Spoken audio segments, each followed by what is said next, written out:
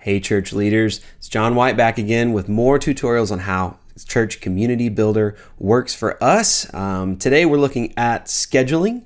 So if you're a person who is in charge of scheduling, you're in the right place. We did a general overview video already, so go back and take a look at that if you haven't already. So we're going to dive a little deeper into how scheduling works within CCB and how you can set up specific schedules and plans for people. So I'm going to use this demo category. You'll go in and use whichever category you're in charge of scheduling. So if you're in charge of the AV team, you'll use the audio video team category right there. And that's where you'll be able to go in and schedule the people who specifically serve under your ministry. But I'm going to use the demo. That way I just don't use any personal information on this demo. So the demo here, I've got it set up with the very first week. And all I have to do if I want to schedule somebody to start serving in a certain capacity is jump into the weeks that I've created. So right now I just have 1 week on the agenda. You can plan as many weeks ahead as you would like to. That's completely up to you. But you can work ahead as far as you want to. But you'll notice this one is slated for July 25th, which is a Sunday.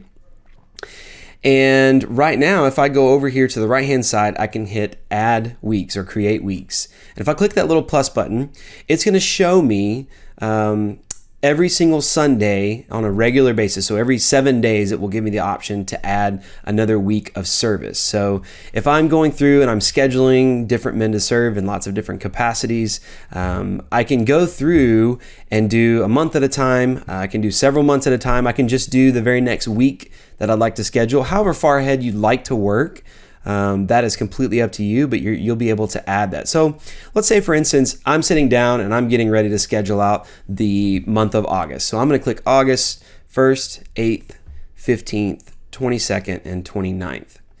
Okay, so I've got 5 weeks selected here in August that I'm going to sit down and schedule today. So I hit Add, and you'll notice I get this pop-up right here. So this is an overview of all of the different positions and the teams that those positions are under for August 1st through 29th. So you'll see the very first slot here is August 1st through 8th, 15th, 22nd, and 29th. And you'll notice under this demo, I made a team called Worship and I made a role called Song Leader. And that's just a demonstration. I'm not actually assigning any song leaders or anything right now, but I wanted to make a demo that kind of made sense in a certain way. So the teams are more the overview category, and then your different positions will fall under those teams. So if I'm looking at this entire month right here, I can schedule every single one of these volunteer positions completely for this entire month, all from this window. And if you drag this little toolbar on the bottom, scroll bar here, you can see the other months, and you can actually continue to add weeks. If you go all the way to the far right hand side, you'll be able to continue to add weeks as time goes on. And you can work as far ahead as you want to. You could work a year ahead if you wanted to. That is completely up to you. So looking at this view, you'll notice that we don't have anyone assigned for the song lead position. If I want to go ahead and add somebody, I can just hit Add Volunteers. And in the middle here, I'll get this pop-up, Add to Song Leader, and you'll notice my name comes up first. And that's because in the Teams and Positions category that we're going to go over in our next video, I added myself to the Song Leader position on the worship team.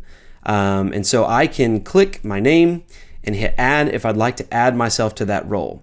And every single person that you have added to that team will show up in this list alphabetically. So as you're going through and assigning people to different roles, you'll be able to see everyone who has volunteered for that position, everyone who has said, I'm willing to do that.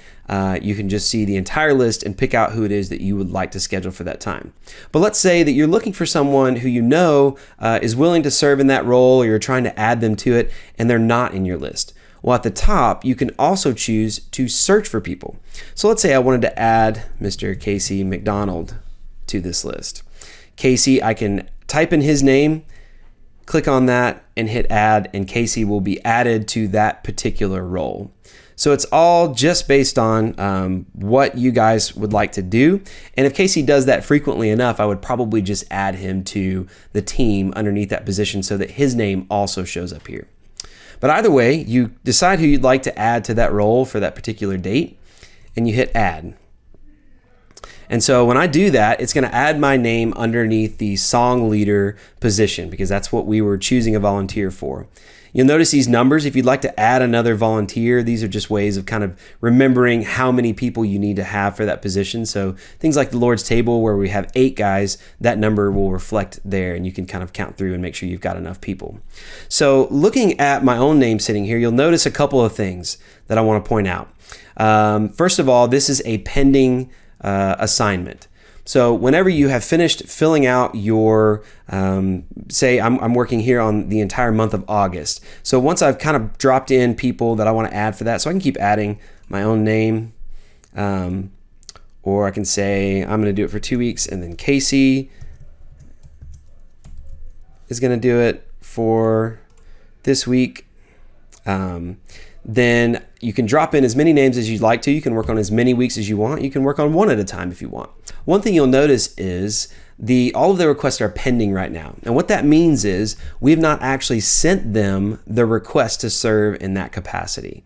Up in the top right-hand corner, you'll see send requests to volunteers. So once you've kind of planned whatever it is that you're working on, let's say if you're working on the entire month and you've got everything picked out and you're ready to send out all of your requests to see if those people are willing to fill that role, you'll just click that send request to volunteer button. And that will send a request to them via email or text, depending on what their preference is, whatever they set that to be.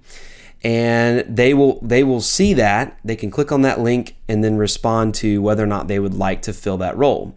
So they have a couple of options once they do, and we'll look at that a little bit later. But right now it will stay pending until they accept or decline. If they accept, obviously it turns green and it says accepted.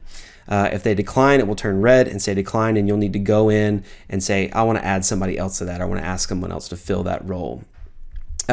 Also, if you know that in the scheduling someone's accepted and they're not going to be able to fill that role, but they're willing to switch with someone else, notice that I have Casey assigned for August 15th and myself for August 8th.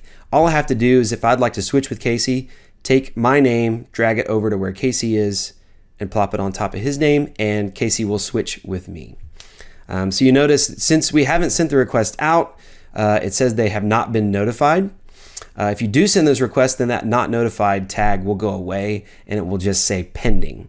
So it means that they still haven't responded to that request. They've gotten the email, they've gotten the text, but they haven't responded yet. So that's kind of the basics of how you can set these up for your different service positions. Now, the last thing that I want to show you before I close this video, if you go back to schedules and plans. So this is what you get to whenever you click on schedules and plans on the left-hand side and you click on your category. You'll notice that August 1st through the 29th, all of those weeks are listed. I can click on just an individual week to see who is scheduled for that week. And you'll notice I only see the week that I've selected. But I can also go in and select multiple weeks at a time by clicking this little checkbox here. And that will allow me to see as many weeks as I want to. If I'm having to sort out a couple of different weeks at a time, I can do that and hit view schedules up here in the right hand corner. And that will drop just those weeks in for me to assign. So that's the basics of how to schedule and plan. And I look forward to seeing you guys in our next video, where we're going to talk about teams and positions.